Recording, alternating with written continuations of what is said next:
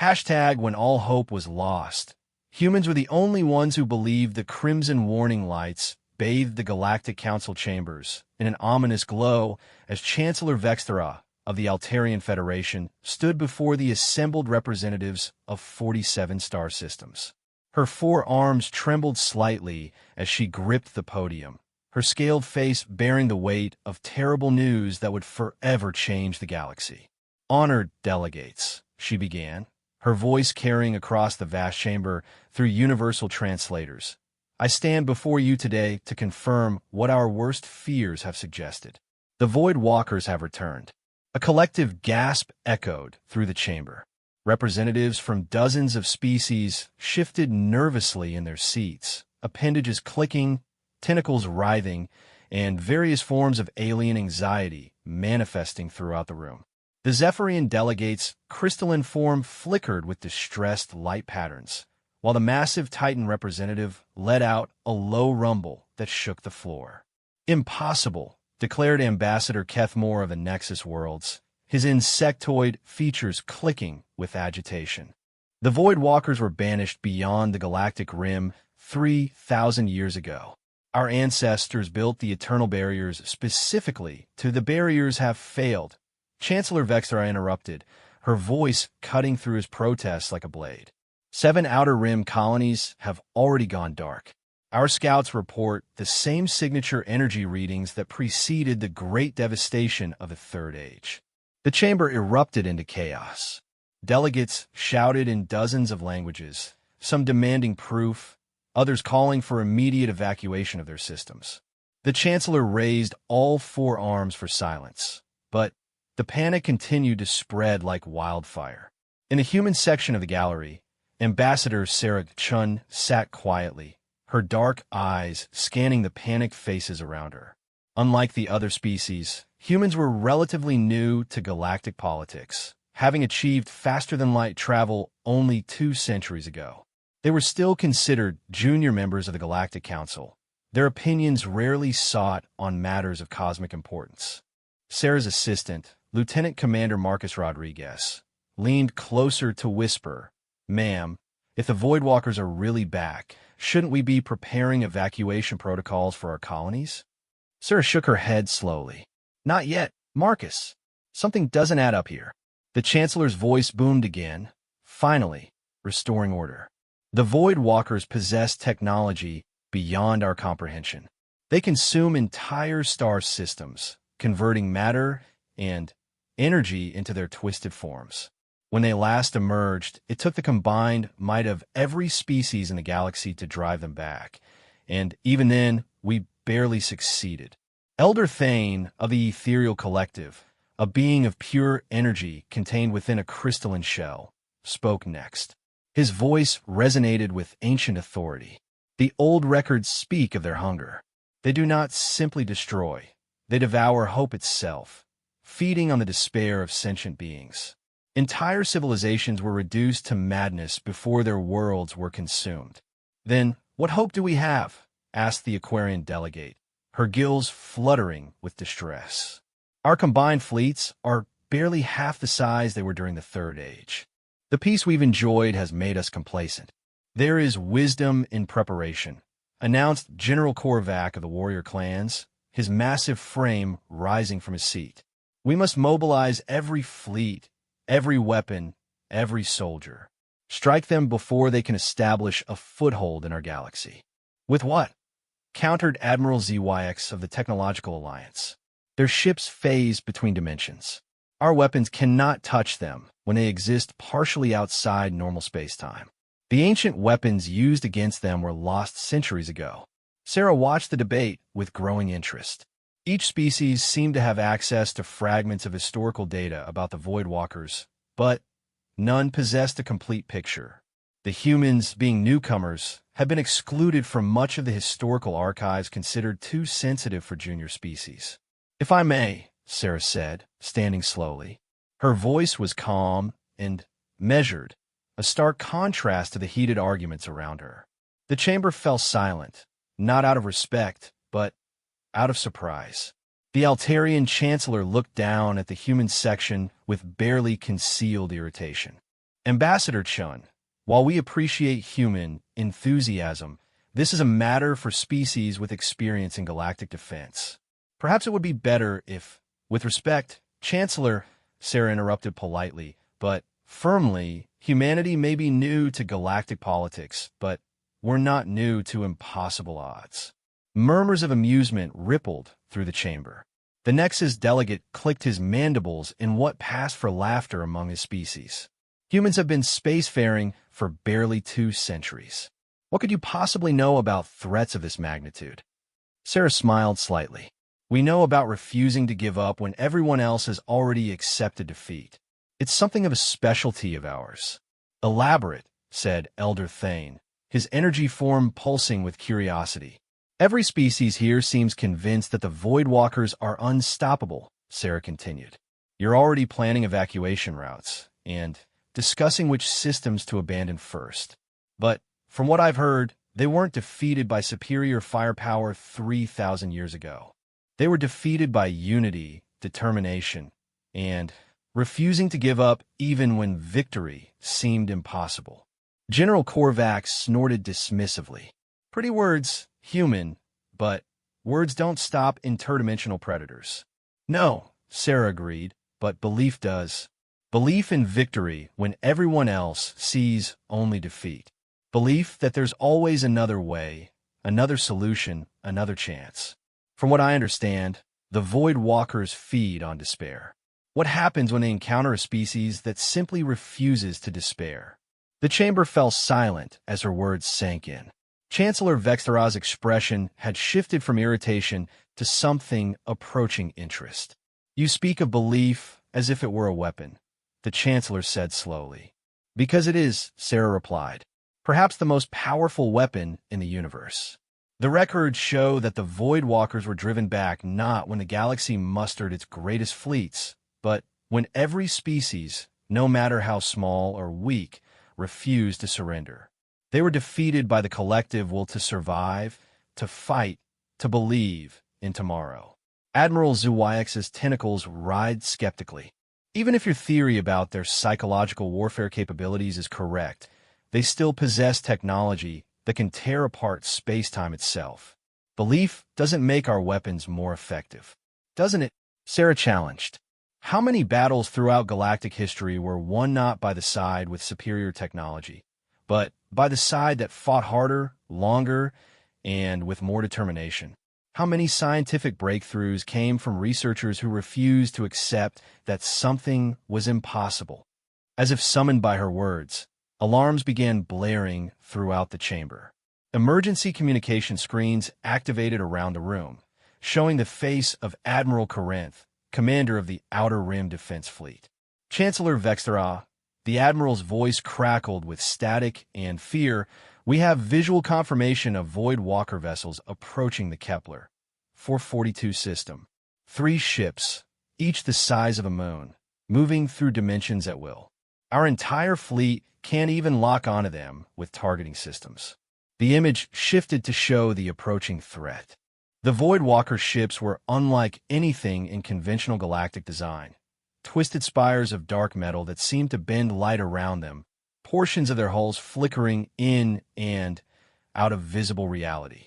Around them, space itself appeared to warp and distort, as if their very presence was an affront to the natural laws of physics. Estimated time to Kepler. 442? The Chancellor asked, her voice tight with control. 18 hours at current velocity. Chancellor, we can't fight these things. Our weapons pass right through them when they phase. Request immediate permission to begin evacuation of all populated worlds in their path. The chamber erupted once again, but this time the panic was more focused. Delegates were already accessing their communications equipment, preparing to contact their home worlds with warnings and evacuation orders. Admiral, Sarah said, stepping forward to address the screen directly. Admiral Corinth's expression showed surprise at being addressed by a junior species representative. Yes, Ambassador. How many ships do you have in your fleet? Approximately 1,200 vessels of various classes, but, as I said, they're useless against how many crew members total? The admiral looked confused by the question. Nearly 2 million beings, but I don't see how that's relevant when we can't even engage the enemy.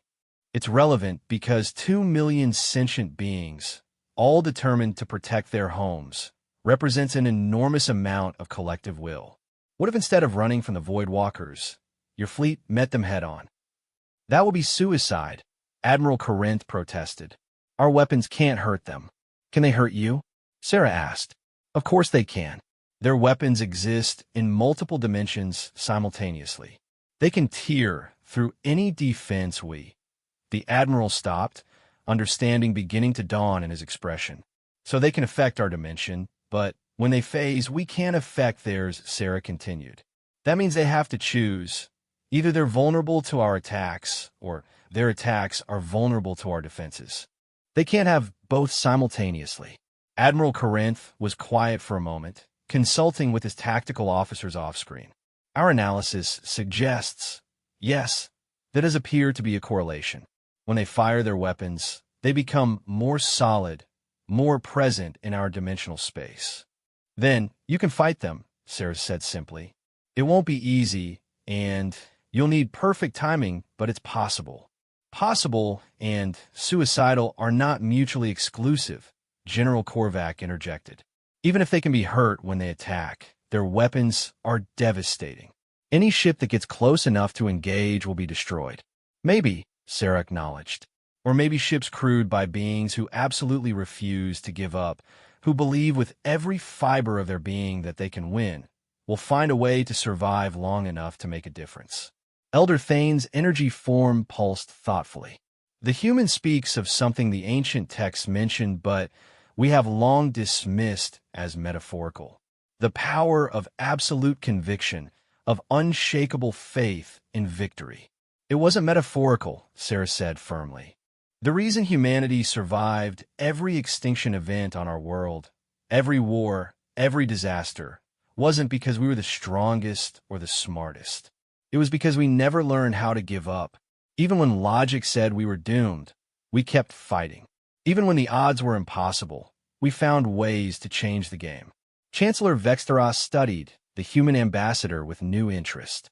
You're proposing that we face an enemy that destroyed entire galactic civilizations with nothing more than optimism. I'm proposing that we face them with something they've never encountered before, Sarah replied.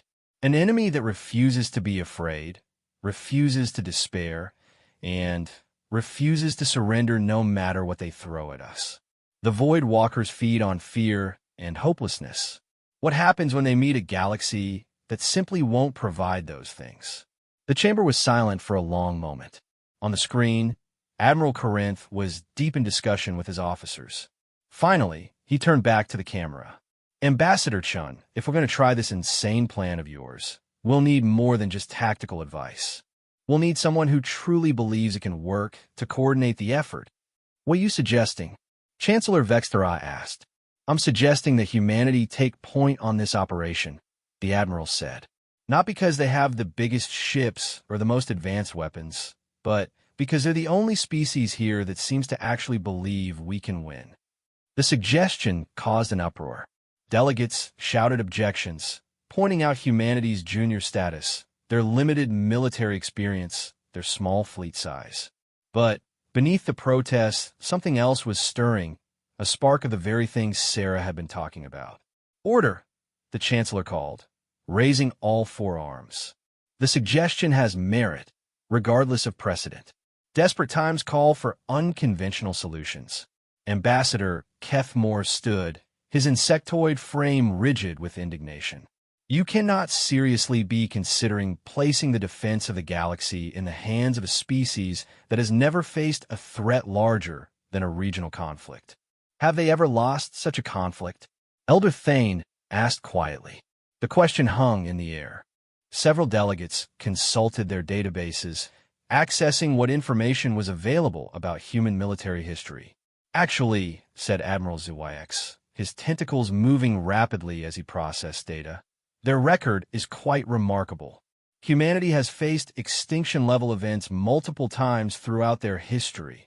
Supervolcanic eruptions, asteroid impacts, ice ages, global conflicts with weapons capable of sterilizing their planet, and not only survive them all, but emerge stronger each time. Survival and military command are different skills, General Korvac argued. Are they? Sarah asked. Every human military doctrine is based on the same principle. Never give up, never surrender, always find a way to win. We spent our entire evolutionary history facing impossible odds and refusing to accept defeat. Lieutenant Commander Rodriguez stood beside his ambassador. Ma'am, if the Council accepts, we'll need to coordinate with species whose technology and tactics are completely foreign to us. Then, we'll learn, Sarah replied simply. That's what humans do. We adapt, we improvise, we overcome. Chancellor Vextera looked around the chamber, gauging the mood of the delegates. Fear was still the dominant emotion, but something else was beginning to emerge. Hope, tentative and fragile, but growing stronger with each passing moment. Very well, the Chancellor announced. By emergency powers vested in this council, I hereby authorize a joint military operation under human coordination. Ambassador Chun, you have 18 hours to organize a defense that every tactical computer says is impossible. Sarah nodded calmly. Understood, Chancellor. Admiral Corinth, we'll need detailed specifications on every ship in your fleet, their capabilities, crew complements, and current positions. I'll also need direct communication links to every major fleet commander in the galaxy.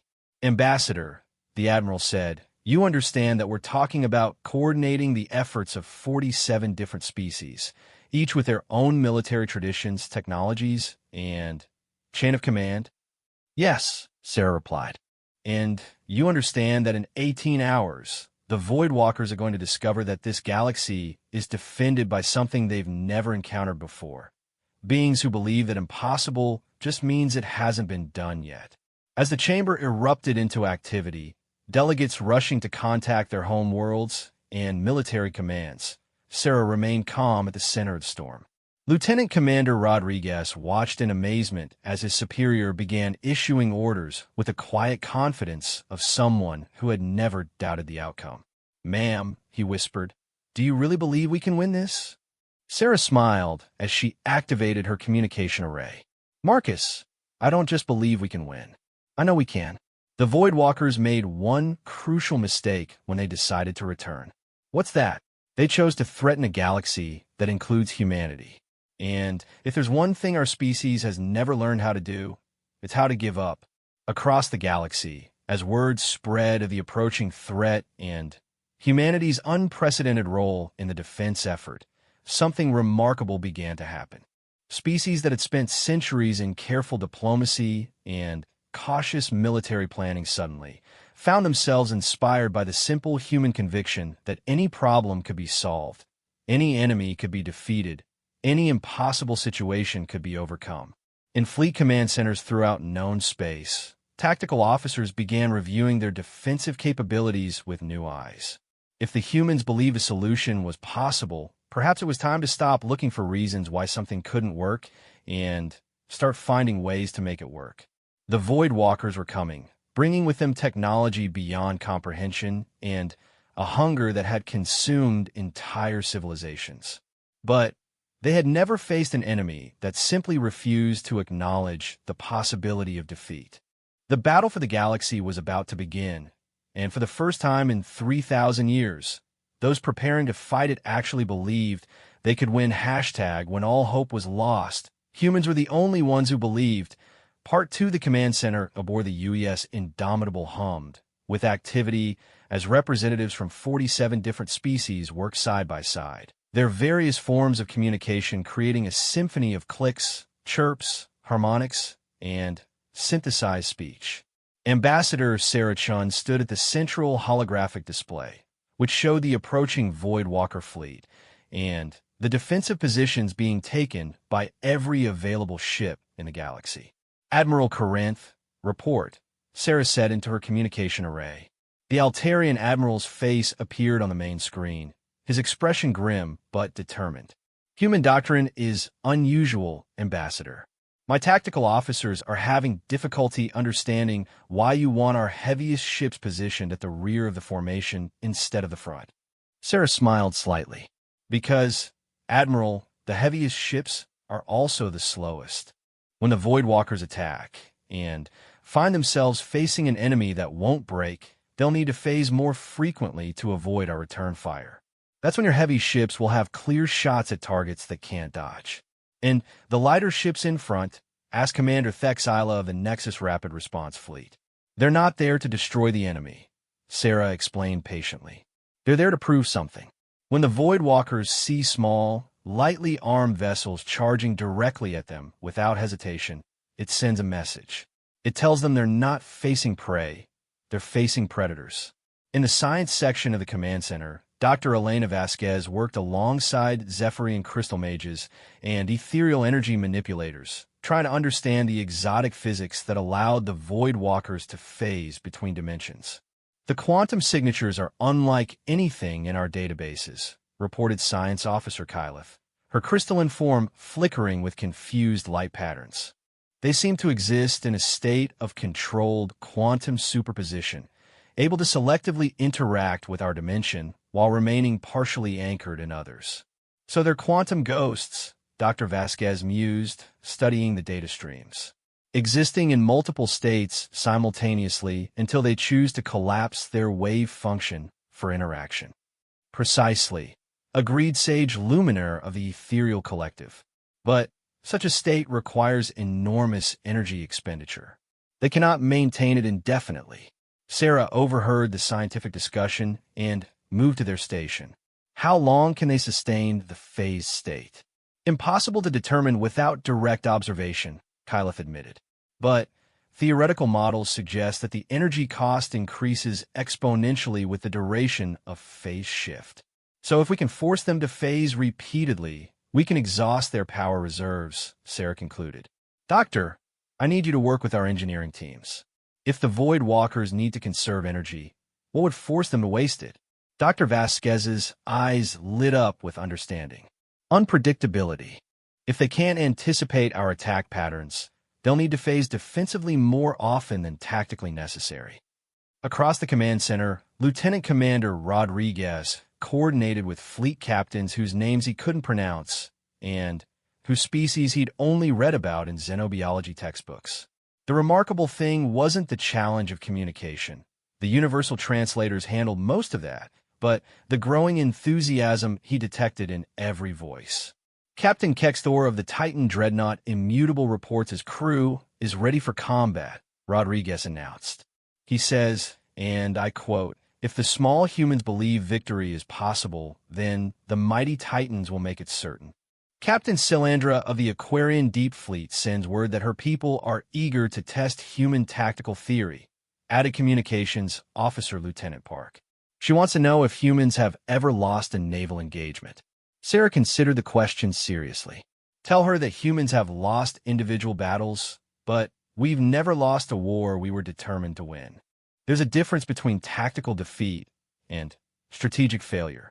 The main display chimed as new contacts appeared on the sensor grid. Admiral Corintha's voice carried a note of amazement.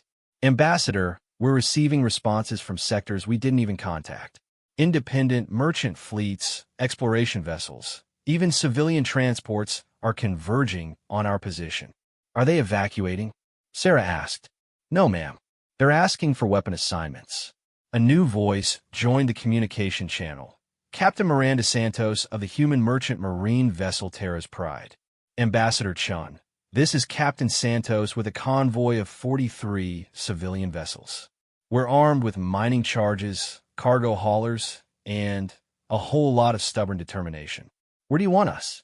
Sarah felt a surge of pride in her species. This was what humans did. When faced with an existential threat, they didn't run for safety. They grabbed whatever weapons they could find and rushed toward the danger. Captain Santos, I need your civilian vessels to form a reserve line behind our main fleet. If our tactical assessment is correct, the Voidwalkers will try to phase behind our defensive positions once they realize frontal attacks aren't working. Understood, ma'am. We'll be ready. Elder Thane's energy form materialized near Sarah's position. Ambassador, I must confess that your species continues to surprise us. In 3,000 years of galactic civilization, no species has ever voluntarily placed civilians in harm's way for a strategic advantage. We're not placing them in harm's way, Sarah corrected. They place themselves there. That's the difference. When humans feel their homes are threatened, they don't wait for someone else to protect them. They become protectors themselves, even those without military training, especially those without military training. Professional soldiers fight because it's their job. Civilians fight because it's their choice. There's nothing more dangerous in the universe than beings who choose to fight for something they love. The tactical display updated again, showing the enemy formation in greater detail. The 3 Void Walker ships have been joined by dozens of smaller vessels, each one a twisted amalgamation of organic and technological components that defied conventional understanding. Enemy fleet composition is unlike historical records, reported tactical analyst Corthaven of the Strategic Planning Division. Previous encounters describe Void Walker forces as primarily capital ships. These appear to include escort vessels and support craft. They're learning, Sarah observed grimly, which means they remember something about our previous victory. The question is, how much do they remember? Does it matter? Asked General Korvac, who had transported to the command ship to coordinate his warrior clan's assault units. We know they can be defeated. The ancient texts prove it. It matters because we need to know whether we're fighting the same enemy our ancestors fought, or something that's had 3,000 years to study its defeat and prepare for round 2. Dr. Vasquez looked up from her instruments. Ambassador, I'm detecting some unusual energy patterns from their formation. It's almost like they're scanning our defensive positions. Scanning for what? I'm not sure, but the pattern matches psychological evaluation algorithms. They're not just looking at our ships and weapons. They're analyzing our crew compositions, our command structures, our communication patterns. Sarah felt a chill of understanding. They're looking for fear. They're trying to identify which ships have crews that are already afraid, which formations show signs of doubt or hesitation. And if they find them, General Korvac asked, then they'll focus their psychological attacks on those positions first, trying to create breaks in our line that will spread panic through the rest of the fleet. The main display suddenly shifted as long-range sensors detected energy weapons charging aboard the Voidwalker vessels. Every alarm in the fleet began sounding simultaneously. All ships, this is Admiral Corinth. Enemy vessels are preparing to fire. Stand by for... The transmission cut off as reality itself seemed to bend around the lead Voidwalker ship. Space twisted and distorted, and suddenly beams of sickly green energy were lancing out toward the defensive fleet. But these weren't ordinary energy weapons. They phased in and out of visible reality, making them impossible to track with conventional sensors. Evasive maneuvers, Sarah ordered. All ships pattern Delta 7. The fleet began executing a complex dance of avoidance that seemed random to outside observers, but was actually based on human chaos theory, mathematical principles that created patterns so complex they appear to be pure randomness to any analyzing intelligence. The Voidwalker weapons, designed to target predictable defensive formations, found themselves firing at positions that shifted according to equations their targeting computers couldn't process. Energy beams that should have destroyed entire squadrons instead passed harmlessly through empty space where ships had been microseconds before. Impossible, breathed Admiral Corinth. Their targeting systems should be able to track anything we can do. They can track logical defensive patterns, Sarah replied. But humans specialize in being illogical. Pattern Delta 7 isn't based on optimal defensive positioning. It's based on pure mathematical chaos. There's no way to predict where our ships will be because we don't decide until the last possible second. The Voidwalker fleet suddenly changed tactics. Instead of continuing their long-range bombardment, they began to phase directly into the middle of the defensive formation, their ships materializing among the Allied vessels like nightmarish ghosts. All ships, close quarters engagement, Sarah ordered.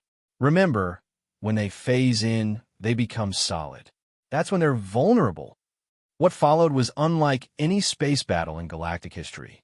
Ships from dozens of species, each fighting according to their own traditions, but coordinated by human tactical doctrine, engaged the Void Walkers at point-blank range. The enemy's advantage of phase technology became a liability as they found themselves trapped in solid form by the need to use their weapons. Captain Santos' voice crackled over the communication array. Human vessels, this is Terra's pride. We've got one of the big ones trying to phase behind the main line. Permission to engage with mining charges? Negative, Captain, Sarah replied. Don't engage. Get close enough to make it think you're going to attack, then veer off at the last second. Mom, trust me. Just make it think you're about to ram it, then pull away. Captain Santos followed orders, diving her civilian vessel directly at the massive Void Walker ship. At the last possible moment, she pulled into a sharp turn that brought her just meters from the enemy hull. The Void Walker ship, faced with what appeared to be a suicide attack, phased into an evasive state just as Terra's Pride released its mining charges. Not at the ship itself, but into the space it would occupy when it phased back into normal reality. The result was spectacular. The enemy vessel materialized directly into the explosion, its shields overwhelmed by weapons that had been placed in exactly the right position at exactly the right time. How did you know it would work? Rodriguez asked in amazement. Because, Sarah replied, humans have been setting traps for predators for millennia. The principle is always the same. Make the predator think they're the one in control, then use their own instincts against them. The battle continued for hours, with the Allied fleet demonstrating tactics that no computer simulation could have predicted. Ships used their own wreckage as weapons, disabled vessels rammed into enemy formations, and crews that should have surrendered instead found new ways to continue fighting. Dr. Vasquez suddenly called out from her station. Ambassador, I'm detecting something strange from the Void Walker command ship. Their energy patterns are becoming increasingly erratic. Erratic how? It's like they're experiencing system failures. But not technological failures, psychological ones. Their hive mind coordination is breaking down. Sarah understood immediately. They've never fought an enemy that refused to be afraid. Their entire combat doctrine is based on psychological warfare, breaking enemy morale, spreading fear and despair. But how do you demoralize an enemy that gets more determined the worse the odds become? General Korvac, monitoring the battle from his position coordinating boarding parties, reported similar observations. Ambassador, my warriors report that Void Walker ground forces seem confused, almost lost. They keep expecting our troops to break and run, and when they don't, the enemy doesn't know how to respond. They're fighting a species that sees impossible odds as a challenge instead of a death sentence, Sarah explained. Every time they demonstrate their power, we just get more creative in finding ways around it. They're used to enemies that become predictable when they're desperate. We become unpredictable. The tide of battle was turning, but slowly. The Allied fleet was taking heavy casualties, and several ships had been lost entirely. But for every ship destroyed, the surviving crew members seemed to fight with even greater determination. Admiral Corinth, what's our status? Sarah asked. 12 ships lost, 43 severely damaged, but the enemy formation is breaking apart. Their command ship is trying to retreat, but the smaller vessels seem to be acting independently. I think you're right about their coordination problems. Suddenly, the largest Void Walker vessel began to emit a sound that penetrated even the vacuum of space, a psychic scream of rage and frustration that every sentient being in the battle could feel in their minds. What was that? Lieutenant Commander Rodriguez asked, wincing from the mental assault. That, said Elder Thane, his energy form pulsing with what might have been satisfaction, was the sound of a predator that has encountered prey it cannot break. They are experiencing something they may never have felt before, doubt. Sarah stood before the main tactical display, watching as the Voidwalker fleet began what could only be described as a retreat. But she knew this was only the beginning. The enemy had tested the galaxy's defenses and found them far more resilient than expected, but they would adapt, learn, and return with new strategies. All ships, this is Ambassador Chun, she broadcast to the entire fleet. Today we proved that the Voidwalkers can be fought, can be hurt, and can be driven off. But this was just their advance force. The real test is still coming. Captain Santos' voice responded first. Ambassador, whatever they send next, we'll be ready. Today proved something important. When humans refuse to give up, everyone else remembers how to fight. Similar responses came from ships throughout the fleet. Species that had considered themselves peaceful traders were already requesting combat training. Civilizations that had relied on diplomacy for centuries were demanding access to weapon manufacturing specifications. The Voidwalkers had awakened something in the galaxy that they had not expected, not just the human refusal to surrender, but the contagious nature of that refusal. Hope, once kindled, spread faster than any plague. As the enemy fleet disappeared beyond sensor range, Sarah allowed herself a moment of satisfaction. The battle had been won, but she knew the war was just beginning. The Voidwalkers would return, and when they did, they would bring everything they had. But they would find a galaxy that was no longer afraid, no longer willing to accept defeat, and absolutely convinced that any enemy, no matter how powerful, could be overcome by beings who simply refused to give up. The humans had done more than coordinate a successful defense. They had taught an entire galaxy how to believe in victory when logic said only defeat was possible. And that lesson would prove to be the most powerful weapon in the coming war hashtag. When all hope was lost, humans were the only ones who believed. Part 3 weeks after the first battle, the galaxy had transformed into something unrecognizable. Species that had spent millennia avoiding conflict were now demanding weapons training. Peaceful trade routes had become military supply lines. And at the center of it all, humanity found itself in the unprecedented position of teaching an entire galactic civilization how to wage war with nothing but determination and creativity. Ambassador Sarah Chun stood in the newly established Strategic Command Center on the fortress world of Aegis Prime, watching holographic displays that showed military preparations on thousands of worlds. The transformation was remarkable and terrifying. Ambassador Dr. Elena Vasquez approached with a concerned expression. We've received some disturbing intelligence from our deep space monitoring stations. What kind of disturbing? The Voidwalkers aren't just regrouping. They're recruiting. Sarah turned from the display to face her scientific advisor. Recruiting who? That's the problem. We don't know. Our sensors are detecting massive energy signatures from the galactic rim. Not just Voidwalker technology, but something else. Something that's answering their call. Before Sarah could respond, the command center's communications array activated with an emergency priority signal. The face of Admiral Corinth appeared on the main screen, his expression grim. Ambassador Chun, we have a situation. Long-range scouts report a massive fleet approaching from the void, at least 10 times larger than the force we encountered before. Composition. That's the disturbing part. It's not just Voidwalkers. We're detecting ships from civilizations that were supposed to be extinct, species that were consumed during the Great Devastation 3,000 years ago. The implications hit Sarah like a physical blow.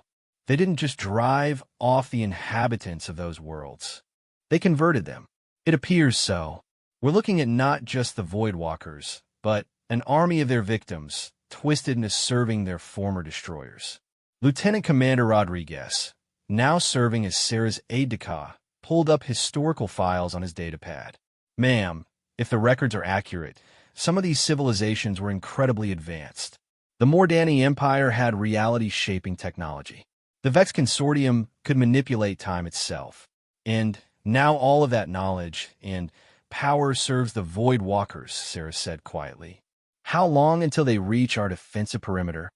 Estimated arrival in 72 hours, Admiral Corinth replied. Ambassador, I have to be honest, what we're facing now is beyond anything our combined fleets can handle. Even with the improvements in morale and coordination, we're talking about fighting enemies that have had 3 millennia to perfect their weapons and tactics.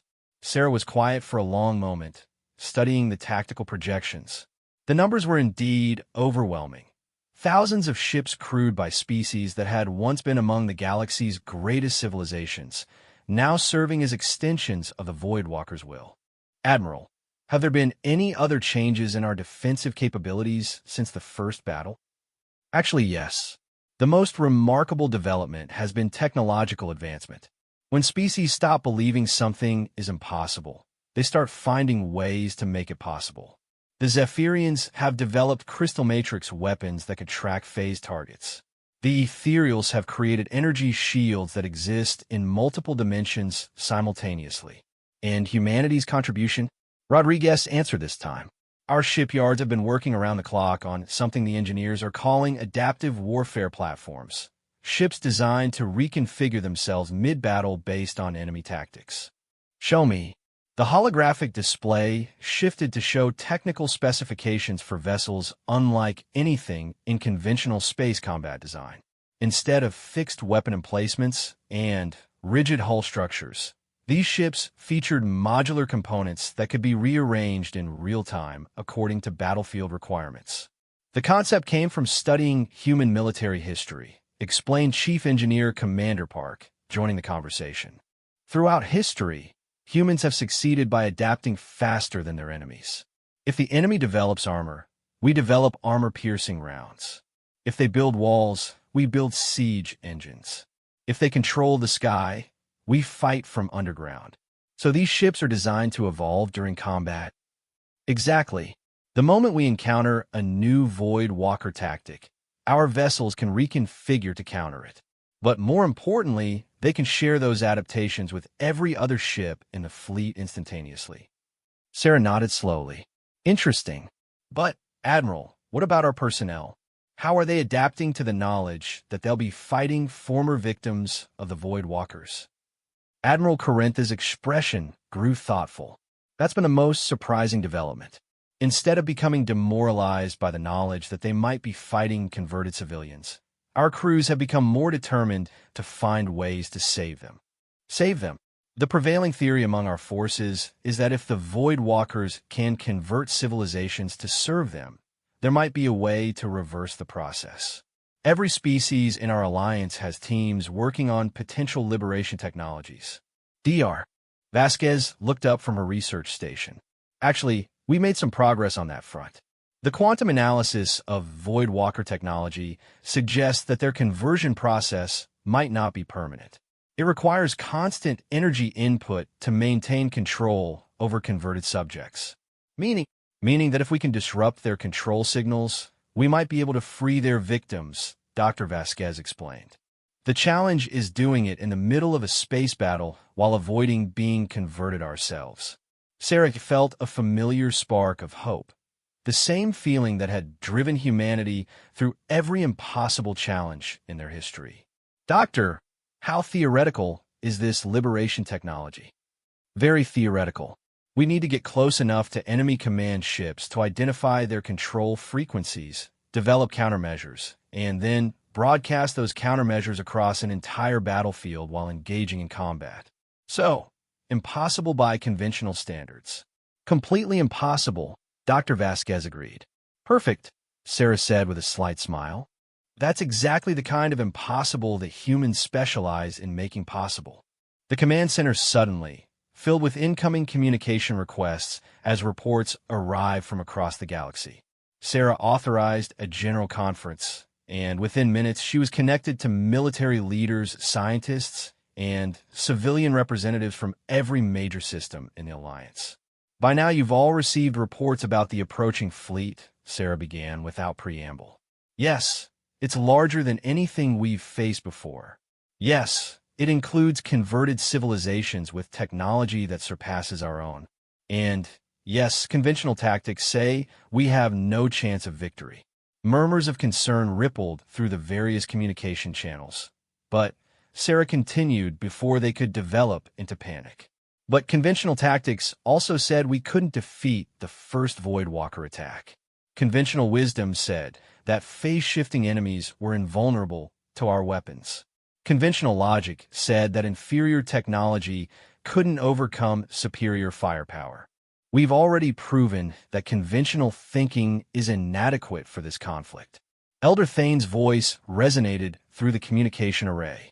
Ambassador, while your species' optimism continues to inspire us, we must acknowledge the mathematical reality of our situation. We are facing an enemy force that outnumbers us approximately 50 to 1. Elder Thane, may I ask you a question about mathematics? Of course. Throughout galactic history, how many wars have been won by the side with superior numbers? There was a pause as the ethereal leader consulted his vast memory banks. Approximately 63% of recorded conflicts. And how many wars have been won by the side that refused to surrender regardless of the odds? Another pause, longer this time. I do not have specific data on that variable. Most military analyses do not track refusal to surrender as a quantifiable factor, because most species think of it as an emotional response rather than a tactical advantage, Sarah explained. But humans have learned that absolute determination changes the fundamental nature of conflict. When one side truly cannot be defeated, not because they're stronger, but because they won't accept defeat, the other side eventually exhausts itself trying to achieve an impossible victory. Captain Santos, monitoring from Terra's Pride, joined the conversation. Ambassador, what exactly are you proposing? I'm proposing that we do what humans have always done when facing overwhelming odds. We changed the game entirely. Sarah activated the main tactical display, showing not just the approaching enemy fleet, but every inhabited system in the galaxy. The Voidwalkers expect us to mass our forces for a conventional defense. They're prepared for that. What they're not prepared for is an enemy that turns their greatest strength into their greatest weakness. Elaborate, requested General Korvac. Their greatest strength is their converted armies, civilizations with vast knowledge and powerful technology. But that's also their greatest vulnerability. Those aren't willing servants. They're prisoners. And every prison can be broken if you understand how the locks work. Dr. Vasquez caught on first. You want to turn their own forces against them. More than that, I want to free their forces and turn this from a war of conquest into a war of liberation. Instead of fighting 40,000 enemy ships, we'll be fighting alongside 38,000 liberated allies against 2,000 Voidwalker vessels. The communication channels erupted with voices, some excited, some skeptical, all trying to process the implications of such a strategy. Admiral Corinth was the first to raise the obvious objection. Ambassador, the technological challenges alone make this plan extremely risky. We need to develop liberation protocols, test them under combat conditions, and implement them fleet-wide while engaging an enemy that's trying to convert us as well. Yes, Sarah agreed. It's the kind of plan that only has a chance of working if every single being involved is absolutely convinced it will work, regardless of how impossible it seems. And if we fail, asked Chancellor Vexthera, who had been monitoring the conference from the council chambers. If we fail using conventional tactics, the galaxy falls and everyone dies. If we fail using this plan, the galaxy falls and everyone dies. The outcome of failure is identical, but the potential outcome of success is infinitely better. Captain Miranda Santos spoke up again. Ambassador, my crew has been discussing something since the first battle. We've been wondering why the Voidwalkers came back now. They had 3,000 years to return. Why wait until humanity achieved spaceflight? The question caught Sarah off guard. I'm not sure I understand the relevance. What if they didn't come back because they got stronger? What if they came back because something in the galaxy changed, something that made them desperate enough to risk another defeat? Dr. Vasquez looked up from her instruments with a startled expression. Captain Santos might be onto something. I've been analyzing the energy patterns from their fleet, and there are signs of instability, not just in their technology, but in their fundamental existence. Meaning what? meaning that maintaining control over converted civilizations for 3 millennia might be taking a toll on them. They're not just hungry for new victims. They need new victims to maintain control over their existing forces. Sarah felt pieces of a larger puzzle clicking into place. So, they're not attacking from a position of strength. They're attacking from a position of desperation. It would explain why they revealed themselves so openly, Rodriguez observed. A truly confident enemy would have struck without warning. They gave us time to prepare because they needed time to gather their forces. And if they're desperate, Sarah continued the logic, then they're more likely to make mistakes. Desperate predators take unnecessary risks. Elder Thane's energy form pulsed with what might have been excitement. Ambassador, if your analysis is correct, then the liberation strategy becomes not just possible, but optimal. A desperate enemy trying to maintain control over unwilling subjects will be vulnerable to exactly the kind of psychological warfare you propose. Then, it's settled, Sarah announced. We have 72 hours to develop, test, and deploy liberation technology across every ship in our fleet. Dr. Vasquez, I need you to coordinate with research teams from every member species. If anyone has technology that might disrupt psychic control, crystal resonance, energy manipulation, quantum interference, I want it weaponized. Ma'am, even with full cooperation, the technical challenges are enormous, Dr. Vasquez protested. We're talking about reverse engineering alien mind control technology we've never encountered. Doctor, 3 weeks ago, every expert in the galaxy said the Void Walkers couldn't be defeated. Today, we have fleets of liberated civilians demanding the right to fight alongside professional military forces. Impossible technical challenges are starting to feel routine. As the conference ended and specialists across the galaxy began working frantically on liberation technologies, Sarah stood alone in the command center, looking at the tactical display that showed the approaching enemy fleet. Lieutenant Commander Rodriguez approached quietly. Ma'am, can I ask you something? Of course. Do you really believe we can free those converted civilizations? Or are you just trying to maintain morale? Sarah was quiet for a moment before answering. Marcus, I believe that every sentient being in the universe shares one fundamental drive, the desire to be free. The Void Walkers can suppress that desire, twist it, redirect it, but they can't eliminate it. And if there's one thing humans have learned throughout history, it's that the desire for freedom is the most powerful force in existence, even more powerful than the Void Walkers.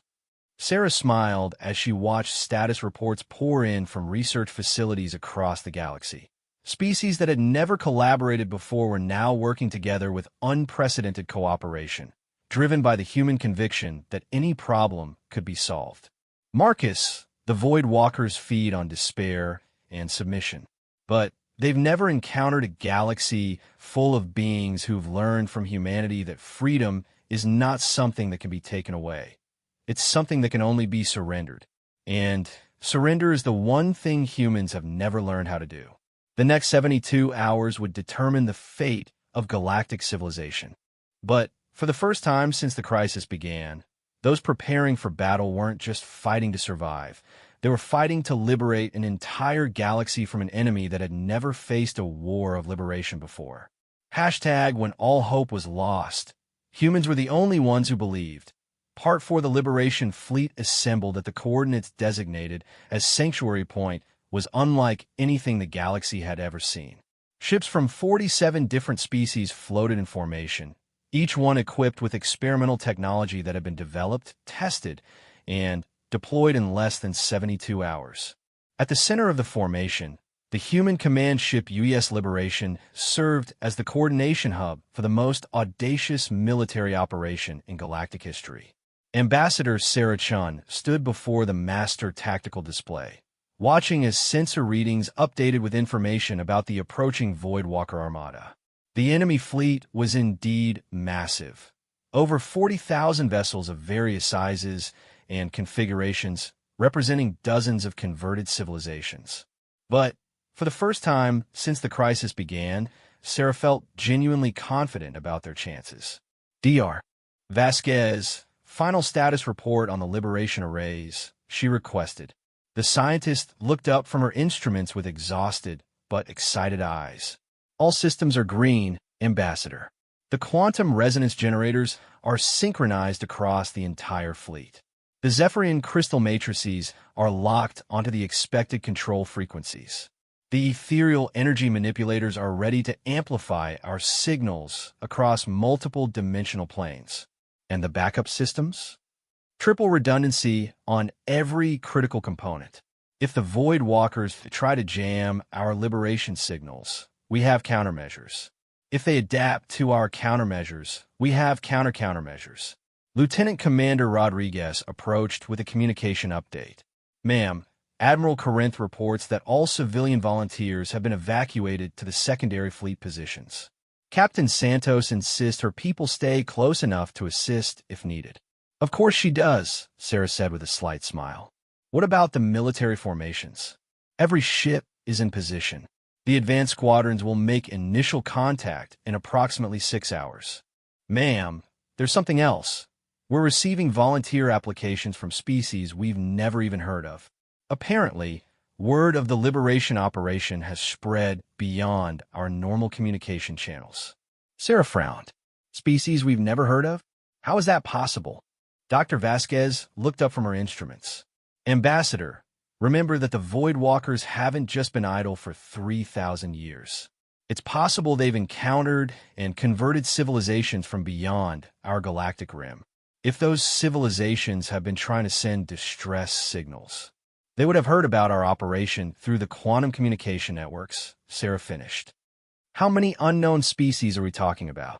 Preliminary communications suggest at least 12 different civilizations, Rodriguez reported. Some of the quantum signatures are completely alien to our databases. Are they offering assistance or requesting it? Both, apparently. They want to coordinate their own liberation attempts with our operation. Sarah felt a chill of realization. Dr. Vasquez, if the Void Walkers have been converting civilizations from multiple galaxies, how large is their total force? Unknown, but potentially vast. What we're seeing now might just be the forces they've gathered from our local galactic group. Before Sarah could respond, alarms began sounding throughout the command ship. The main display automatically shifted to long-range sensors as the edge of the enemy fleet came into detection range. Contact, announced Admiral Corinth over the communication array. Void Walker advanced scouts are approaching the outer sensor perimeter. Initial readings confirm the presence of converted vessels from at least 15 different civilizations. Any sign of the liberation protocols working at this range? Sarah asked. Negative. We'll need to be much closer to effectively broadcast the quantum disruption signals. Sarah studied the tactical display as enemy ship identifications began appearing next to the contact icons. More Danny reality shapers, Vex time manipulators, Canthry living ships, dozens of other civilizations that have been legend even before their conversion. Admiral, initiate Phase 1 of the operation.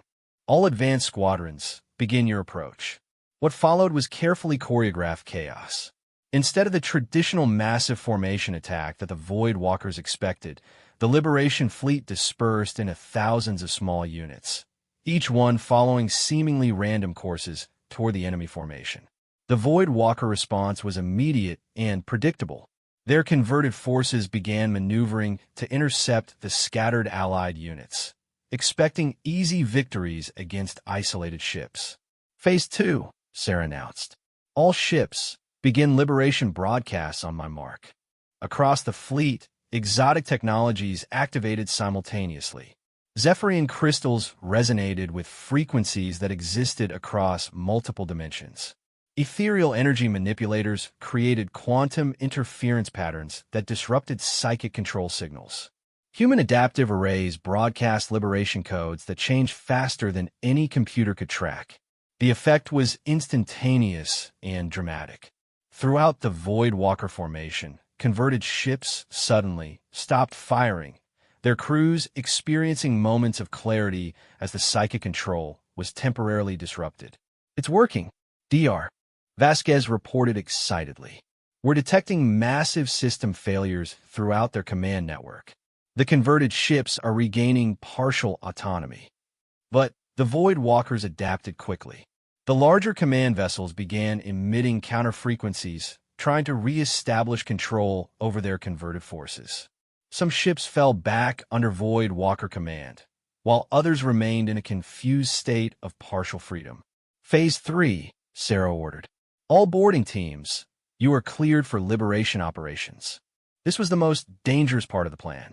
While the space battle raged around them, specially trained teams from every species in the Alliance began boarding the partially freed ships, providing direct assistance to the confused crews while fighting off Void Walker control attempts.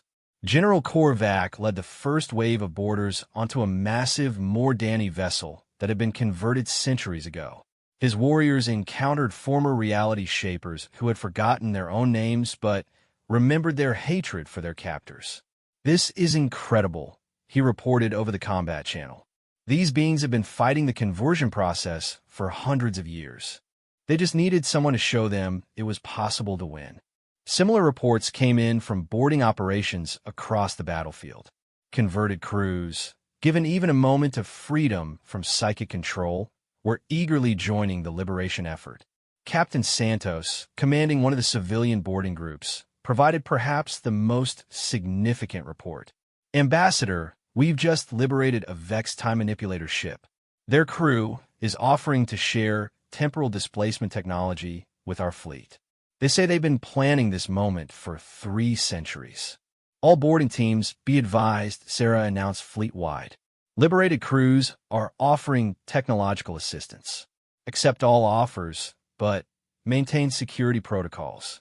We still don't know if some apparent liberations might be Void Walker deceptions." The battle was evolving into something unprecedented.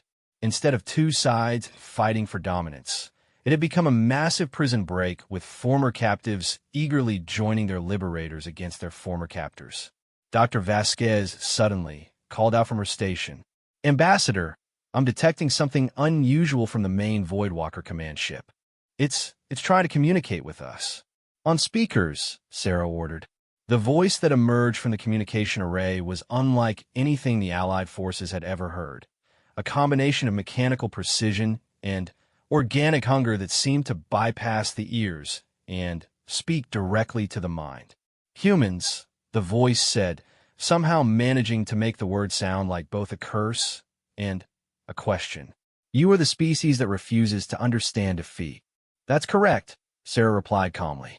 "And you are the species that's about to learn what that means. We have consumed galaxies. We have converted civilizations that mastered time and space themselves. What makes your small, primitive species believe it can oppose us?" Sarah smiled as she answered. "Because we specialize in proving that small and primitive doesn't mean helpless. Because we've learned that the most powerful force in the universe isn't technology or psychic control. It's the refusal to give up hope. Hope is an illusion. We have shown this to countless species." "No," Sarah replied. "You've shown them that hope can be temporarily suppressed. But we're proving that it can never be permanently destroyed. Every ship you've lost today, every crew we've liberated, every moment of freedom we've restored. That's hope reasserting itself." The Voidwalker's response carried what might have been confusion. "You seek to liberate beings that serve us willingly. They don't serve you willingly. They serve you because you've convinced them they have no choice. But we're showing them that there's always a choice." As if to emphasize her point, the tactical display suddenly showed dozens of converted ships breaking away from the Voidwalker formation and joining the Liberation fleet. Each newly freed vessel immediately began broadcasting liberation signals to other ships, creating a cascade effect that spread through the enemy formation. "Impossible," the Voidwalker voice said, but for the first time, it carried a note of uncertainty. "Impossible is just another word for something that hasn't been done yet," Sarah replied. "And humans specialize in doing things that haven't been done yet." The liberation effect was accelerating. Ships that had been under Void Walker control for millennia were not just breaking free. They were actively working to free others. The psychic control network that had seemed impregnable was collapsing as former victims became liberators. Dr. Vasquez looked up from her instruments with an expression of amazement. Ambassador, the liberation cascade is spreading faster than our most optimistic projections. We're approaching a critical threshold where the effect becomes self-sustaining. Meaning that even if they destroy every ship in our original fleet, the liberated vessels will continue the process. The Voidwalkers are losing control faster than they can reestablish it. General Korvac's voice crackled over the communication array. All Liberation forces, be advised. We're encountering Voidwalker crew members aboard the command ships. They're not what we expected. Elaborate, General. They're just as much prisoners as everyone else. The beings we thought were controlling this operation are actually being controlled by something else. Something that exists mostly outside normal space-time. Sarah felt a chill of understanding. The Void Walkers aren't the enemy. They're just another group of victims. Dr. Vasquez was frantically analyzing the new data. Ambassador, if General Korvac is correct, then the real enemy is some kind of interdimensional parasite that uses entire species as host bodies. And if we can liberate the Void Walkers themselves, then the entire control structure collapses immediately. Every converted civilization regains its freedom simultaneously. Sarah activated the fleet-wide communication channel. All liberation teams, new priority target. We're not just freeing the converted civilizations, we're freeing the Void Walkers themselves. The real enemy is whatever's controlling them. The revelation changed everything. Liberation teams that had been fighting desperately against Void Walker forces suddenly found themselves working alongside those same forces to reach the true puppet masters hidden within the command ships. Captain Santos reported the first breakthrough. Ambassador, we've reached the core control center of a Void Walker command vessel. You're not going to believe what we're seeing here. Report. The beings we thought were Void Walkers are actually the survivors of the species that first encountered these parasites. They've been fighting from the inside for thousands of years, try to minimize the damage while searching for a way to break free. The communication array suddenly filled with voices, not just from the Liberation fleet, but from thousands of newly freed ships throughout the battle zone. Civilizations that had been lost for millennia were reporting their status, offering assistance, sharing information about the true nature of their captivity. Ambassador Chun, came a new voice, speaking in an ancient dialect that the universal translators struggled to process. This is Fleet Commander Voxhow of the original Void Walker civilization. We have been waiting 3,000 years for a species that could teach us how to hope again. Sarah felt tears forming in her eyes as the full scope of what they had accomplished became clear. They hadn't just defeated an invading army. They had liberated an entire interdimensional prison that had held dozens of civilizations captive for millennia. Commander Voxhow, what do you need from us? Nothing more than what you have already given us. The knowledge that freedom is always possible, no matter how hopeless the situation appears. We can handle the rest. The battle was ending not with the destruction of the enemy, but with their liberation. Ships throughout the former Voidwalker fleet were broadcasting liberation signals to each other, creating a network of freedom that would spread to every corner of the galaxy and beyond.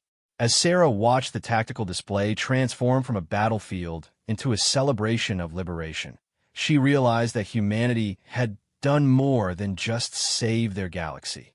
They had discovered their true purpose in the universe. They were the species that taught others how to never give up hope hashtag when all hope was lost. Humans were the only ones who believed. Part 5 6 months after the Liberation War, the galaxy was unrecognizable. What had once been empty space between the outer rim and the galactic core now teemed with activity as dozens of previously lost civilizations re-established contact with their scattered people. Ancient technologies thought extinct were being shared freely among species that had forgotten they were once allies. And at the heart of it all, humanity found itself in the role they had never expected, teachers of hope. Ambassador Sarah Chan walked through the corridors of New Harmony Station, the massive space facility that had been constructed jointly by human engineers and liberated Voidwalker architects. The station served as the headquarters for the Galactic Liberation Council, an organization dedicated to ensuring that no species would ever again face subjugation alone. The corridors themselves were a testament to the transformation that had swept across the galaxy. Beings from dozens of species worked side by side. Former Voidwalkers sharing quantum phase technology with Altarian engineers. Mordani reality shapers teaching probability manipulation to human scientists. Vex-time theorists collaborating with Zephyrian crystal mages on temporal stabilization projects. Ambassador Lieutenant Commander Rodriguez called out as he approached with a data pad full of status reports. Fleet Commander Voxhal is requesting a meeting. He says it's urgent. Sarah nodded, still adjusting to the reality that former Voidwalkers were now among humanity's closest allies. Schedule it for this afternoon. What else do we have? Dr. Vasquez wants to brief you on the interdimensional barrier project.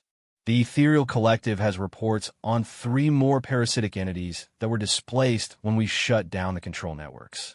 And Captain Santos is requesting permission to lead an expedition to the Andromeda Galaxy. Andromeda? What for? According to liberated Vex archives, there are indications that similar parasitic infestations exist in neighboring galaxies. Captain Santos believes we have an obligation to share liberation technology with other victims. Sarah smiled as they walked. 6 months ago, the idea of humans leading intergalactic rescue missions would have been laughable. Now it seemed like the natural evolution of their role in galactic society. They entered the main conference chamber where Fleet Commander Voxhal was waiting. The former Voidwalker leader had undergone remarkable changes since his liberation. His cybernetic implants, once twisted instruments of control, had been reconfigured into tools that enhanced his natural abilities rather than suppressing them. His organic features, no longer hidden behind a mask of technological horror, revealed a being not unlike the Altarians in basic structure, but with an expression of profound gratitude that never seemed to fade. Ambassador Chun, Voxhal said in greeting, his voice now carrying warmth instead of the mechanical coldness of his controlled state. Thank you for making time to see me. Of course, Commander. What's the urgent matter? Voxhal activated a holographic display that showed star charts spanning multiple galaxies. We have been analyzing data from our time under parasitic control, trying to understand the full scope of the infestation. What we've discovered is both encouraging and terrifying. Elaborate. The encouraging news is that the parasitic entities that controlled us appear to have been the primary force of their kind in this region of the universe. By liberating us, you've effectively eliminated their presence from our local galactic group. And the terrifying news? They were not the only such entities. Our analysis suggests that similar parasitic civilizations exist throughout the universe, each one controlling multiple galaxies through different methods. Some use technological subjugation like we experienced. Others employ biological conversion, psychological manipulation, or temporal imprisonment. Sarah studied the star charts, noting the vast distances involved. How many are we talking about? Conservative estimates suggest dozens of such entities, each controlling territory spanning millions of light years. If they learn about our liberation techniques, they'll either try to develop countermeasures or eliminate us before we can spread liberation technology to their victims, Sarah finished. Precisely. Ambassador, I must ask you a difficult question. Has humanity considered the possibility that by freeing us, you may have marked your species for extinction? Sarah was quiet for a moment before answering. Commander, humanity has been marked for extinction several times in our history. We've faced ice ages, supervolcanic eruptions, plague pandemics, and global wars. Each time, we've survived not because we were stronger than the threat, but because we refused to accept extinction as inevitable. But this is different. These entities have resources that span multiple galaxies. Then, we'll just have to think bigger, Sarah replied calmly. Dr. Vasquez, are you ready for your briefing on the interdimensional barrier project? Dr. Vasquez entered the chamber with an expression of barely contained excitement. Ambassador, we made a breakthrough that changes everything. Working with liberated void Walker quantum theorists and ethereal dimensional manipulators, we've developed something unprecedented. Show me. The holographic display shifted to show complex mathematical equations and dimensional diagrams that hurt to look at directly. What you're seeing is the theoretical framework for interdimensional liberation technology. Instead of broadcasting liberation signals across normal space, we can now transmit them directly through quantum foam into parallel dimensions. Meaning what practically? Meaning that we can potentially liberate entire civilizations without ever physically encountering their oppressors. The liberation signals propagate through dimensional barriers, reaching victims in any reality where they're needed. Commander Voxhal's expression showed amazement. Doctor, such technology would make it possible to free countless civilizations simultaneously across multiple realities. Exactly. But there's more. The equations suggest that sufficiently widespread liberation broadcasts would create a cascade effect across dimensional barriers, a universe-wide awakening of hope that would make parasitic control impossible to maintain. Sarah felt the familiar surge of possibility that had driven her throughout the crisis. What would we need to implement this technology? Massive power sources, quantum transmitters positioned throughout the galaxy, and perfect coordination between every liberated civilization, Dr. Vasquez replied. In other words, exactly the kind of impossible project that humanity specializes in making possible. Before Sarah could respond, Captain Santos' voice crackled over the communication array. Ambassador Chun, this is Terra's Pride requesting immediate assistance. What's your status, Captain? We've encountered something in the neutral zone beyond the galactic rim. You need to see this. The holographic display shifted to show Captain Santos' transmission. The view was of empty space, but space that was wrong somehow. Areas where stars should have been visible were instead filled with absolute darkness, as if reality itself had been edited. Captain, what are we looking at? We're not sure, but our liberated Vex crew members are calling it a temporal scar, evidence of a civilization that was removed not just from space, but from time itself. According to their analysis, an entire galaxy worth of civilizations was erased from existence approximately 50,000 years ago. Commander Voxhal studied the readings with growing alarm. Ambassador, this is consistent with the most advanced parasitic techniques. Instead of converting or controlling civilizations, some entities simply delete them from reality when resistance becomes too strong. Can we restore them? Dr. Vasquez was already analyzing the data. Theoretically, yes. If we can reverse the temporal deletion process, we could potentially restore entire civilizations that were erased from history. But the power requirements would be enormous. We need the combined quantum output of every liberated civilization working together. Sarah looked around the chamber at the faces of beings from species that had been written off as lost forever, who were now working together to free others from similar fates. The scope of what they were contemplating was beyond anything humanity had ever imagined, but that had never stopped them before. Dr. Vasquez, how long would it take to develop the restoration technology?